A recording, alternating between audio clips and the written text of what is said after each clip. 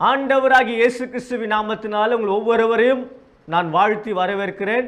இந்த நிகழ்ச்சியை பார்க்கிற உங்கள் ஒவ்வொருவரையும் ஆண்டவராகிய இயேசு கிறிஸ்து அளவில்லாமல் ஆஸ்வதிப்பாராக. இன்றைக்கு உங்களோடு கூட கர்த்தர் எப்படிப்பட்டவர், அவருடைய குணாதிசயம் எப்படிப்பட்டது, அவருடைய சுபாவம் எப்படிப்பட்டது என்பதற்குரிய 3 காரியங்கள் உங்களோடு கூட நான் பகிர்ந்து கொள்ள வேண்டும் என்று விரும்புகிறேன். சங்கீதம் 34 சங்கீதம் 8 வசனம்.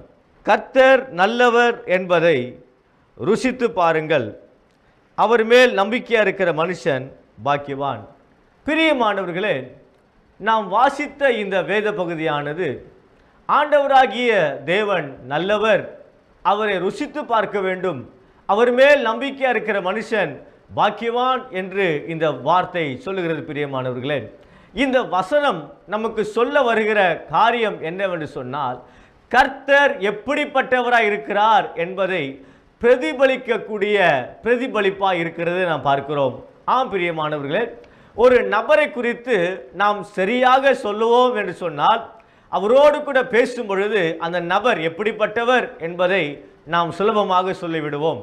அல்லது ஒரு மனிதனுடைய புத்தகத்தை படிக்கும் போதும் கூட அந்த புத்தக ஆசிரியர் எப்படிப்பட்டவர் என்பதையும் நாம் அவருடைய வார்த்தையை படிக்கும் பொழுது அவரை பற்றி நாம் எளிதாக சொல்லிவிடுவோம். பிரியமானவர்களே, இந்த பூமியில் வாழ்கிற ஒவ்வொருவரும் எப்படிப்பட்டவர்கள், அவருடைய குணங்கள் எப்படிப்பட்டதாக இருக்கிறது, அவர்களுடைய யோசனைகள் எப்படிப்பட்டதாக இருக்கிறது என்பதை குறித்து நாம் நன்கு அறிந்து வைத்திருக்கிறோம்.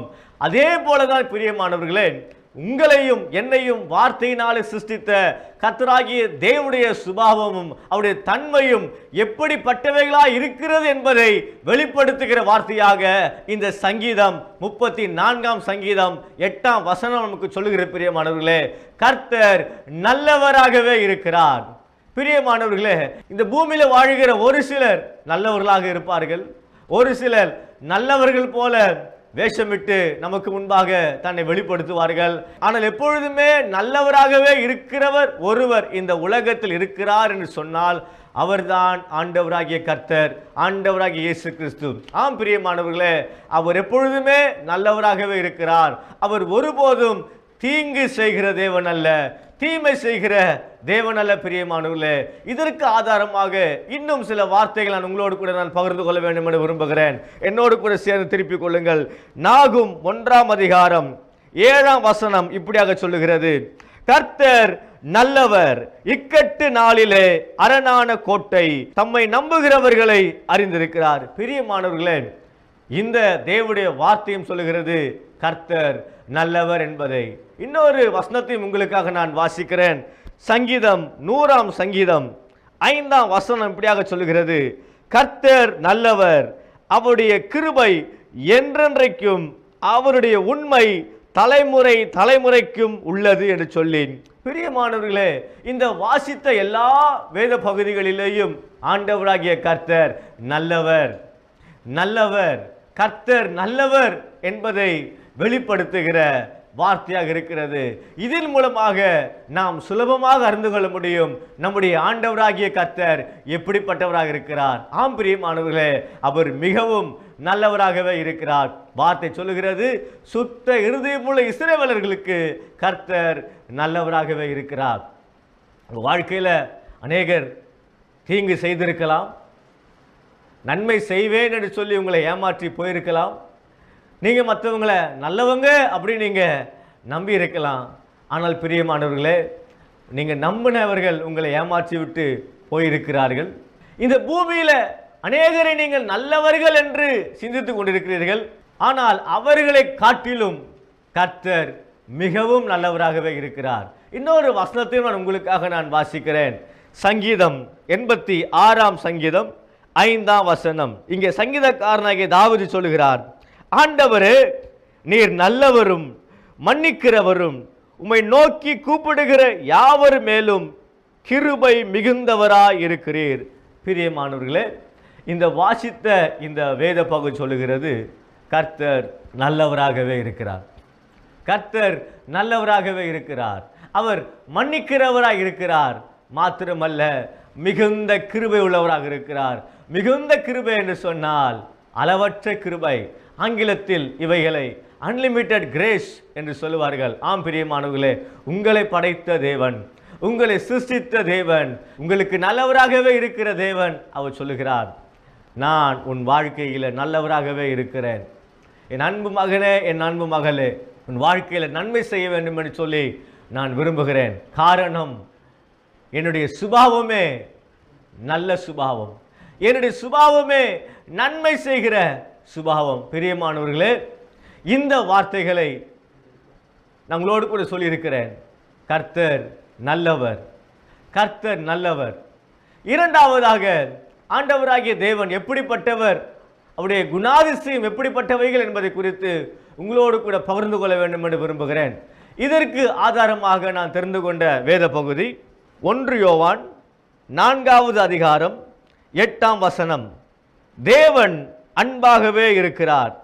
பிரியமானவர்களே, ஆண்டவர் எப்படிப்பட்டவர், அவருடைய சுபாவம் எப்படிப்பட்ட சுபாவமாக இருக்கிறது, அவருடைய குணாதிசயம் எப்படிப்பட்ட குணாதிசயமாக இருக்கிறது, அவைகளில் முதலாவதாக உங்களோடு கூட பகிர்ந்து கொண்டேன். கர்த்தர் நல்லவர். இரண்டாவதாக இந்த வார்த்தை சொல்லுகிறது, தேவன் அன்பாகவே இருக்கிறார். ஆங்கிலத்தில் சொல்லுவார்கள், God is love. தேவன் அன்பாகவே இருக்கிறார். ஆம் பிரியமானவர்களே, அவரிடத்தில் எவ்வளவு எனும் கசப்பு கிடையாது. அவர் உங்களை மிகவும் அதிகமாக நேசிக்கிறார். அவர் சொல்லுகிறார், என்னிடத்தில் வருகிற ஒருவனையும் நான் புறம்பே தள்ளுவதில்லை. புறம்பே தள்ளுவதில்லை என்று சொன்னால் நான் புறக்கணிக்க மாட்டேன். நீ என்னிடத்தில் வருகிறதற்கு தகுதி உள்ளவன் அல்ல, தகுதி உள்ளவள் அல்ல என்று நான் சொல்ல மாட்டேன். என்னிடத்தில் வருகிற என் அன்பு மகனே, என் அன்பு மகளே, நீ என்னிடம் வருவாயா என்று சொல்லி நான் உனக்காக ஆவலாய் காத்து கொண்டிருக்கிறேன், மிகுந்த ஆவலாய் காத்து கொண்டிருக்கிறேன். காரணம், நான் அன்பாகவே இருக்கிறேன். ஆம் பிரியமானவர்களே, இதற்கு எடுத்துக்காட்டாக ஒரு வேதத்தில் நடந்த ஒரு சம்பவத்தை உங்களோடு கூட பகிர்ந்து கொள்ள வேண்டும் என்று விரும்புகிறேன். ஒரு தகப்பனுக்கு 2 குமாரர்கள் இருந்தார்கள். அந்த 2 குமாரர்களில் இளையவன் தகப்பனுடைய ஆஸ்தியெல்லாம் தனக்கு வேண்டும் என்று சொல்லி தன் பாகத்தையும் தன்னுடைய சுதந்திரத்தையும் தகப்பனிடத்திலிருந்து பெற்றுக்கொண்டு தூரதேசத்திற்கு அவன் புறப்பட்டு போய் மனம் போன போக்கில, கண் போன போக்கில, கால் போன போக்கில வாழ்ந்து தகப்பனிடத்திலிருந்து பறித்து கொண்டு வந்த தன்னுடைய எல்லா சுதந்திரத்தையும் தன்னுடைய பங்கு வீதத்தையும் தன் ஆஸ்திகள் அனைத்தையும் அவன் செலவழித்து போட்டான். செலவழித்து போட்டு உலக பிரகாரமாக தேவனுக்கு பிரியமில்லாத ஜீவனம் பண்ணி அவன் மிகவும் கஷ்டப்படுகிற சூழ்நிலையில் வரும்பொழுது ஒரு நாள் அவன் யோசிக்கிறான், என் தகப்புடைய வீட்டில் அநேக வேலைக்கால் இருக்கிறார்களே, அவர்கள் என் தகப்பன் அருமையாக போஷிக்கிறாரு, என் தகப்பன் அவர்கள் நேசிக்கிறாரு, இனி நான் என் தகப்புடைய குமாரன் என்று சொல்லுகிறதற்கு தகுதி இல்லவே இல்லை. நான் ஒரு வேளை என் தகப்பனிடத்தில் போய் நான் வேலைக்காரனாய் உங்களிடத்தில் தங்கியிருக்கிறேன் என்று தனக்குள்ளாக அவன் தீர்மானம் எடுத்துக்கொண்டு தகப்பனிடத்தில் வருகிறான். என் மகன் திரும்ப என்னிடத்தில் வருவான் என்று சொல்லி இந்த தகப்பன் ஒவ்வொரு நாளும் தன் வீட்டின் பலகனி வழியாய் பார்த்து கொண்டிருந்தார். ஒரு நாள் இந்த மகன் வருகிறதை இந்த தகப்பன் தன் வீட்டு மேலிருந்து பார்த்து கீழே வேகமாய் ஓடி தன் மகனை சேர்த்து கொண்டான், தன் மகனை அணைத்து கொண்டான், தன் மகனை தன்னிடமாய் வைத்து கொண்டான். பிரியமானவர்களே, இப்படியாக தான் நம்முடைய ஆண்டவராகிய தேவன் அன்பாகவே இருக்கிறார். சொல்லுகிறார், தன்னிடத்தில் வருகிற ஒருவரையும் அவர் புறம்பே தள்ள மாட்டார். நீங்கள் எப்படிப்பட்ட சூழல் இந்த நிகழ்ச்சியை பார்த்து கொண்டிருக்க எனக்கு தெரியாது, நீங்கள் எந்த இடத்துலேருந்து பார்த்து கொண்டிருக்க எனக்கு தெரியாது, நீங்கள் யாராக இருக்கிறீங்க எனக்கு தெரியாது. ஆனால் பிரியமானவர்களே, என் தேவனுடைய வார்த்தை சொல்லுகிறது, என் வேதாகமும் சொல்லுகிறது, தேவன் அன்பாகவே இருக்கிறார். மூன்றாவதாக தேவன் எப்படிப்பட்டவர் என்பதை குறித்து உங்களோடு கூட சுருக்கமாக பகிர்ந்து கொள்ள வேண்டும் என்று விரும்புகிறேன். இதற்கு ஆதாரமாக நான் தெரிந்து கொண்ட வேத பகுதி மல்கியா தீர்க்கதரிசியின் புஸ்தகம் 3வது அதிகாரம் 6வது வசனம். நான் கர்த்தர், நான் மாறாதவர், ஆகையால் யாக்கோபின் புத்திரராகிய நீங்கள் நிர்மூலமாகவில்லை. பிரியமானவர்களே, மூன்றாவதாக தேவன் எப்படிப்பட்டவர், அவருடைய சுபாவம் எப்படிப்பட்டது, அவருடைய குணாதிசயம் எப்படிப்பட்டது, அவைகளில் மூன்றாவதாக தேவன் மாறாதவராகவே இருக்கிறார். எபிரேயருக்கு நிருபம் 13ஆம் அதிகாரம் 8ஆம் வசனம் இப்படியாக சொல்லுகிறது, இயேசு கிறிஸ்து நேற்றும் இன்றும் என்றும் மாறாதவராய் இருக்கிறார்.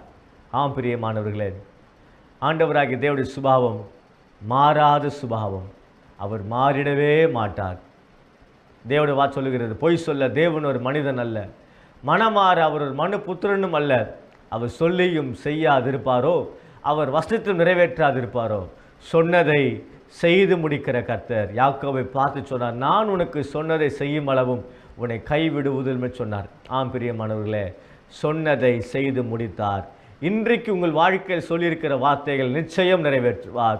ஆண்டவராகிய கர்த்தர் எப்படிப்பட்டவர், அவருடைய குணாதிசயம் எப்படிப்பட்டது, அவருடைய தன்மை எப்படிப்பட்டது, அவைகளில் 3 காரியங்களோடு கூட பகிர்ந்து கொண்டேன். கர்த்தர் நல்லவர், தேவன் அன்பாகவே இருக்கிறார், 3ஆவதாக கர்த்தர் மாறாதவர். பிரியமானவர்களே, ஆண்டவராகிய தேவன் இந்த வார்த்தைகளின்படியே உங்களை ஆஸ்வதிப்பாராக. உங்களுக்காக நான் ஜெபிக்கிறேன். பரலோக பிதாவே, இந்த நிகழ்ச்சியை பார்த்து கொண்டிருக்கிற ஒவ்வொருடைய வாழ்க்கையிலையும் நீர் நல்லவர், நீர் அன்புள்ளவர், நீர் மாறாதவர் என்கிற சத்தியத்தை இந்த பிள்ளைகளோடு கூட பகிர்ந்து கொள்ளும்படி கொடுத்த கிருபைக்காக ஸ்தோத்திரம். ஆண்டவரே, இந்த வார்த்தை அநேகர் வாழ்க்கையில் கிரியை செய்து கொண்டிருக்கிறது. இந்த வார்த்தை அநேகருக்கு பிரயோஜனமாக இருக்கிறது நான் பார்க்கிறேன். இந்த வார்த்தைகள் ஒவ்வொரு உள்ளத்திலேயும் விதைக்கப்பட்டிருக்கிறது. அவைகள் ஆண்டவரே 30, 60, 100 வளரட்டும், பலன் கொடுக்கட்டும். ஆண்டவரே, பார்த்து கொண்டிருக்கிற ஒவ்வொரு வாழ்க்கையில் நான் சுகத்தை பேசுகிறேன், பலனை பேசுகிறேன், வெற்றியை பேசுகிறேன், வாழ்வை பேசுகிறேன், சௌக்கியத்தை பேசுகிறேன், விடுதலை பேசுகிறேன். எல்லா பிசாசின் கட்டுகளும் இயேசுவின் நாமத்தில் அறுக்கப்படுவதாக நான் பேசுகிறேன். எல்லா வியாதிகளும் சுகமாவதாக நான் பேசுகிறேன். எல்லா கேன்சர் கட்டிகள் இயேசுவின் நாமத்தாலே மறைவதாக நான் பேசுகிறேன். ஆண்டவரே, அப்படி செய்ததுக்காக நன்றி செலுத்துகிறோம்.